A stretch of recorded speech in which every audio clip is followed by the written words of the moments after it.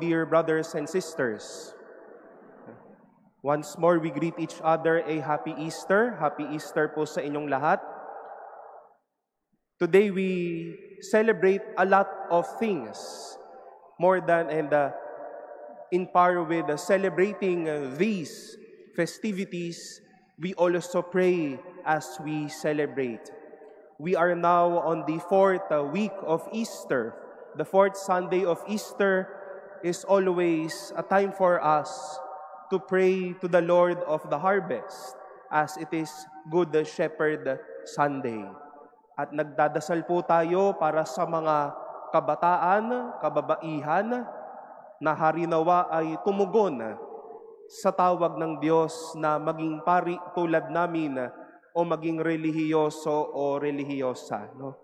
So yung may mga anak po dito, pwede nyo pong ipakiusap sa akin mamaya.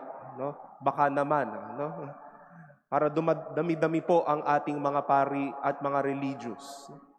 And today, second Sunday of Easter, civilly and as a family of church, we celebrate Mother's Day. Palakpakan nga natin ang mga nanay.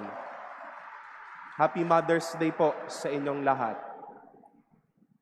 And come tomorrow, we shall exercise one beautiful right, our right of suffrage, as we elect leaders of our community and of our nation.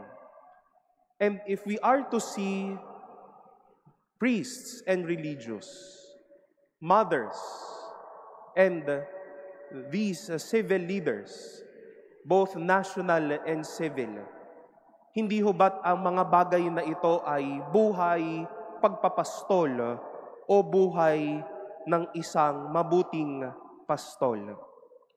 Isn't it their life are always or is always a life of being good shepherds? And what could be the invitation to these celebrations that we have today? For almost twice in our gospel reading, we've heard the Lord telling us, "My sheep hear my voice. No one can take them out of my hand, and no one can take them out of my Father's hand." Hindi ba't napakagandang kapanatagan iyon na sa karanasan natin ng mga pastol sa simbahan, sa mga nanay, sa mga naglilingkod sa atin na sa ating kapaligiran, sila ay tila mga taong hindi tayo pinapabayaan o inaalis sa ating mga kamay. It is good news to us that every day of our lives, we can be take off from the hands of Jesus and from the hands of God. I would just like to run down the experiences of in our first reading and in our second reading. We continue to hear the tireless mission of the apostles. At naramdaman nila na hindi sila nalayo o nawala sa mga kamay ng Diyos sa patuloy na lakas na ibinibigay sa kanila, and even to the experience of joy for being freed from people who can bully them or even exploit them. We've heard in our second reading this men in white robes, these men who triumphed over in life. At ito ay isang pagpapamalas muli na patuloy tayong hindi nawawalay sa mga kamay ng Diyos. Dahil ito po ang dalangin natin. Dalangin po natin na ang mga pastol, hindi tayo bibitawan, lagi tayong iingatan, at lagi tayong pahahalagahan. We pray for shepherds who will not throw us. We pray for shepherds who will take care of us. And we pray for shepherds who will value us.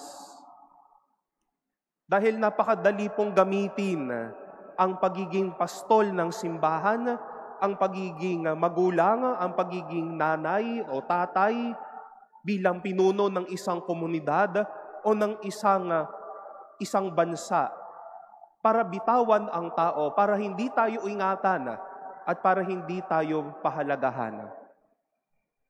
Dahil nga po pwedeng maging lusot o pwedeng maging pamamaraan ang ating responsibilidad para kalimutan ang tao, para wag ingatan ang tao, at para wag pahalagahan ang tao. Just last Thursday, we've been praying for a good shepherd for our church. And we thank the Lord for sending us Leo XIV to be our shepherd in our community of faith. Tomorrow, we will be casting our votes for shepherds in our communities. Today, we celebrate mothers. Every day, we celebrate relationships. At ang aming pagiging pastol ay pwede naming gamitin sa aming sariling interes at para kalimutan namin kayo. Mag-ingat ho tayo. Baka ho yung mga taong nagsasabi na sasamahan nila tayo sa buhay na ito, gagawing masagana ang buhay natin bilang Pilipino. People left and right will tell us that because of me, through my expertise, I can lead this country to a better future. Pero pagdating ng pagkakaluklok, kanya-kanya na tayong tapunan, hindi na tayo iingatan, hindi na tayo pahahalagahan. Tila ba hindi tayo mga kapatid, hindi tayo mula sa kanilang mga puso din, at mga taong tila malayo na sa atin. Dalangin po natin ang isang pastol na na hindi tayo bibitawan, lagi tayong iingatan, at lagi tayong pahahalagahan. We use our being shepherds, your being mothers, our being people with pananagutan, so that with Jesus, we can also let people experience. Sa kamay ng mga taong ito, lagi akong sigurado. Sa kamay ng mga taong ito, hindi ako mawawala. Sa kamay ng mga taong ito, lagi akong mahalaga.